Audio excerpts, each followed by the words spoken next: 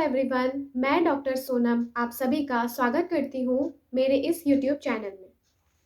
आज मैं आप लोगों को डायबिटीज़ मेलाइटस मतलब मधुमेह से रिलेटेड कुछ इम्पॉर्टेंट जानकारी दूंगी। देखिए, पहले हम ये समझते हैं कि ये बुनियादी प्रॉब्लम क्या है। तो आप इमेजिन करिए कि एक आदमी एक कश्ती में समुंदर के बीच में है। तो पहली बात तो देखिए, समुंदर में चारों तरफ पानी तो है, लेकिन वो पानी खारा पानी है, इसलिए पी तो नहीं सकता। प्यास लगी हुई है, फिर भी नहीं पी सकता। वैसे ही डायबिटीज़ मेलाइटस में क्या होता है, पूरे शरीर में शुगर तो है, इनफैक्ट नॉर्मल से ज़्यादा है, लेकिन वो सेल्स के अंदर नहीं जा सकती, वो मसल्स के अंदर नहीं जा सकती। अगर पर्सन के पास शुगर तो है, मगर वो इस्तेमाल नहीं कर सकता, तो उसमें कमज़ोरी या और लक्षण आ जाएंगे, जो मैं आपको आगे एक्सप्लेन करने वाली हूँ। तो डायबिटीज़ मेलाइटस और डायबिटीज़ इंसिपिडस, इन दोनों को आपने कंफ्यूज नहीं करना है, क्योंकि डायबिटिक मेलाइटस में तो प्रॉब्लम ब्लड शुगर लेवल बढ़ने की है, इंसुलिन की कमी हो सकती है, इंसुलिन के रिसेप्टर खराब हो सकते हैं। लेकिन बहुत बार आपके एग्जाम में वो डायबिटीज़ इंसिपिडस पूछ लेता है। डायबिटीज़ इंसिपिडस में जिस हार्मोन से रिलेटेड प्रॉब्लम होती है, उसका नाम है वैसोप्रेसिन। जबकि डायबिटीज़ मेलाइटस में जो मेन हार्मोन की हम बात करने वाले हैं, उसका नाम है इंसुलिन, जो कि हमारे पैंक्रियास से आता है। वैसे ही आई थिंक आप सभी ये जानते हैं और ये पूछा भी हुआ है कि वैसोप्रेसिन कहाँ से आता है। वैसोप्रेसिन रिलीज होता है हमारे पोस्टीरियर पिट्यूटरी से। पिट्यूटरी हमारा master gland in the body है, जो कि ब्रेन में लोकेटेड है। तो पहले तो ये फंडामेंटल कंसेप्ट याद रखिएगा कि डायबिटीज़ मेलाइटस और डायबिटीज़ इंसिपिडस में बुनियादी बेसिक फंडामेंटल डिफरेंस क्या है। डायबिटीज़ मेलाइटिस का इंसिडेंस हमारे देश में बढ़ता जा रहा है। इनफैक्ट अब तो हमारे देश को diabetes capital of the world कहा जा रहा है। 2019 में चाइना में डायबिटीज़ के केसेस हमसे ज़्यादा थे, लेकिन 2020 से 21 में जाते जाते हमारे डायबिटीज़ के जो केस हैं, वो इनफैक्ट कई देशों की पॉपुलेशन से भी ज़्यादा हो गए हैं। आप सोचिए, कंट्रीज़ जैसे कि यूरोप की कंट्रीज़ ले लेते हैं, जैसे फ़िनलैंड हो गया, स्कॉटलैंड हो गया। उन देशों की जितनी जनसंख्या है, उससे ज़्यादा तो हमारे डायबिटीज़ के पेशेंट होने वाले हैं। इसी वजह से आपका एज अ CHO बहुत इम्पॉर्टेंट रोल है कि जिनका डायबिटीज़ डायग्नोसिस होता है, उनको ठीक से ट्रीटमेंट मिले। क्योंकि जिनको डायबिटिक मेलाइटस होता है, इनिशियली उन्हें कोई दिक्कत नहीं होती है, उन्हें कोई पेन भी नहीं होता है, तो वो ठीक से दवाई नहीं खाते हैं और कुछ सालों के बाद हमें उनके शरीर के अलग अलग ऑर्गन्स डैमेज होने दिखने शुरू हो जाते हैं। आपकी जानकारी के लिए, डायबिटीज़ मेलाइटिस के पेशेंट को ब्लाइंडनेस होने के चांसेस नॉर्मल पॉपुलेशन से, नॉर्मल जनसंख्या से 25 गुना ज़्यादा हैं। एक डायबिटीज़ मेलाइटिस वाले पेशेंट को हार्ट डिजीज़, हार्ट की आर्टरीज ब्लॉक होने की वजह से हार्ट अटैक होने की जो पॉसिबिलिटीज़ है, वो नॉर्मल पॉपुलेशन से 5 गुना ज़्यादा है। तो आप सोचिए, ब्लाइंड होने के बाद पॉसिबिलिटी 25 गुना ज़्यादा, हार्ट डिजीज़ होने की 5 गुना ज़्यादा, तो ये डिज़ीज़ हमारी पॉपुलेशन को कमज़ोर करता जा रहा है। अब हम ये सीखते हैं कि इस डिज़ीज़ में पेशेंट आपके पास क्यों आते हैं और इस डिज़ीज़ के लिए क्या-क्या टेस्ट ज़रूरी होते हैं।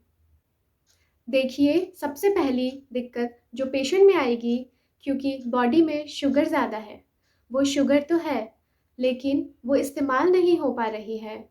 तो अगर शुगर इस्तेमाल नहीं होगी, तो शुगर जो होता है वो वाटर को सक इन करता है, वो ऑस्मोसिस करता है, जिसकी वजह से पेशेंट को बार-बार बाथरूम जाना पड़ता है, जिसको पॉलीयूरिया बोलते हैं।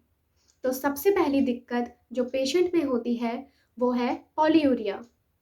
इस इम्प्रेशन में मत रहिएगा कि डायबिटीज़ मेलाइटिस सिर्फ एडल्ट लोगों में ही मिलती है। डायबिटीज़ मेलाइटिस तो बच्चों में भी मिल सकती है। तो हो सकता है कि मदर को ऐसा लगता है कि बच्चे रात को यूरिन पास कर देते हैं, क्योंकि देखिएगा, जब बच्चे बार-बार यूरिन पास करेगा, तो हो सकता है रात को नींद में भी पास कर दे। तो बहुत बार ऐसा भी होता है कि जिन बच्चों को नॉकटर्नल एन्यूरेसिस होता है, मतलब रात को बेड में यूरिन पास करने की शिकायत होती है, तो उनको बाद में डायबिटीज मेलाइटस निकलती है। अब क्योंकि शरीर से पानी निकलता जा रहा है, तो उसे प्यास भी ज़्यादा लगेगी।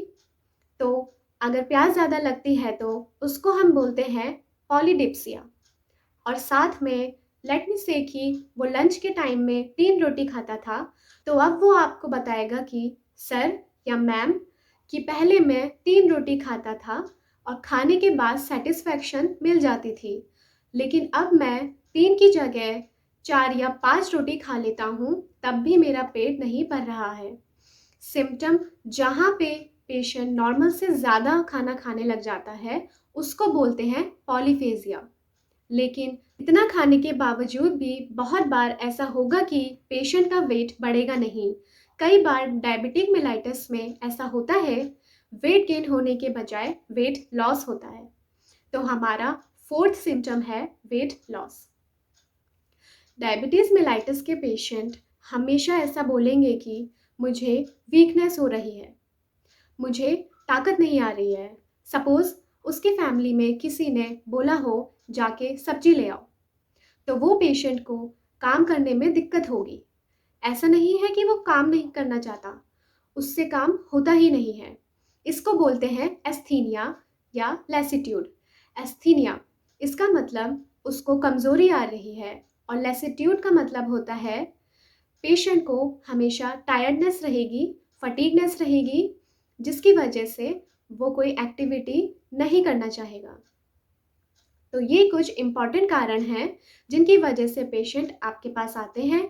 और इसके अलावा जो आपके फीमेल पेशेंट्स हैं, फीमेल पेशेंट्स खासकर, देखिए बहुत बार ऐसा भी होता है कि डायबिटीज़ मेलाइटिस का डायग्नोसिस कब होता है, जब कोई लेडी मैरिज हुआ, उसके बाद वो प्रेग्नेंट हो गई। तो प्रेगनेंसी में जो डायबिटीज़ मिलती है उसको हम जेस्टेशनल डायबिटीज़ बोलते हैं। तो इन पेशेंट में ये यूजुअली कंप्लेंट मिलती है कि पेशाब के रास्ते में इन्फेक्शन हो सकता है, यूटीआई हो सकता है। यूटीआई के सिवा उनको प्राइवेट पार्ट्स में इन्फेक्शन भी हो सकता है। उसको बोलते हैं वल्वोवेजिनाइटिस। दैट इज़ कि मतलब पेशेंट के जेनाइटस में इन्फेक्शन आ रहा है। ये यूजुअल रीजंस है कि क्यों डायबिटीज़ मेलाइटिस के पेशेंट आपके पास आएंगे। अब इन पेशेंट्स में क्या क्या जांच करानी ज़रूरी है? देखिए, इनमें से जो आसानी से होने वाले टेस्ट हैं उसका नाम है रैंडम ब्लड शुगर। मतलब चाहे पेशेंट ने पहले खाना खाया है या नहीं, कोई फ़र्क नहीं पड़ता। अगर किसी पेशेंट का ब्लड शुगर 200 mg% से ज़्यादा है, पहले तो नॉर्मल भी आपको पता होना चाहिए कि कितना होता है। नॉर्मल खाली पेट आपका या हमारा ब्लड शुगर 100 mg% होता है या उससे कम। रैंडम ब्लड शुगर अगर किसी पर्सन का 200 mg से ज़्यादा है और साथ में ये फीचर्स प्रेजेंट है जो आपको मैंने पहले बताया है, उसमें पॉलीयूरिया, पॉलीडिप्सिया, पॉलीफेजिया, मतलब उसको डायबिटिक मेलाइटिस है। हम खाली पेट भी करवा सकते हैं ब्लड शुगर टेस्ट। वो है फास्टिंग ब्लड शुगर, जिसमें 126 mg% से ज़्यादा अगर ब्लड शुगर लेवल है तो उसको डायबिटिक मेलाइटिस है। अब कौन से टाइप की है, टाइप 1 या टाइप 2, वो भी मैं आपको बताऊंगी। लेकिन पहले तो आपको रिपोर्ट देख के ये जानकारी होनी चाहिए कि क्या पेशेंट की शुगर बढ़ी हुई है कि नहीं। आजकल एक नया टेस्ट भी आया हुआ है। बहुत बार ऐसा हो सकता है कि वो आपको इस नए टेस्ट के बारे में भी पूछ ले। इस नए टेस्ट का नाम क्या है? Glycosylated haemoglobin. तो नॉर्मली हम हमेशा क्या पढ़ते हैं? हम हमेशा पढ़ते हैं हीमोग्लोबिन। तो हम एचबी, टीएलसी, डीएलसी की रिपोर्ट डेली तो पढ़ते ही हैं, लेकिन यहाँ पे स्पेशल टाइप की एचबी की बात कर रहे हैं। उसको बोलते हैं ग्लाइकोसाइलेटेड एचबी। बहुत बार इसके लिए लिखा होगा HbA1c। यदि किसी पेशेंट के HbA1c की रिपोर्ट 6.5 mg% से ज़्यादा है, मतलब उसको डायबिटीज़ मेलाइटिस है। ये टेस्ट इनफैक्ट नया टेस्ट है, लेटेस्ट है, तो ये तो वैसे भी आपको आपके एग्ज़ाम के लिए पता होना चाहिए कि डायबिटीज़ मेलाइटिस कब बोलते हैं। तो ये थी आज की कुछ इम्पॉर्टेंट जानकारी मधुमेह से रिलेटेड यानी कि डायबिटीज़ मेलाइटस से रिलेटेड जो मैं आप लोगों के साथ शेयर करना चाहती थी। अगर आपको मेरी वीडियो पसंद आई हो तो please like, share and subscribe ज़रूर करिएगा। धन्यवाद।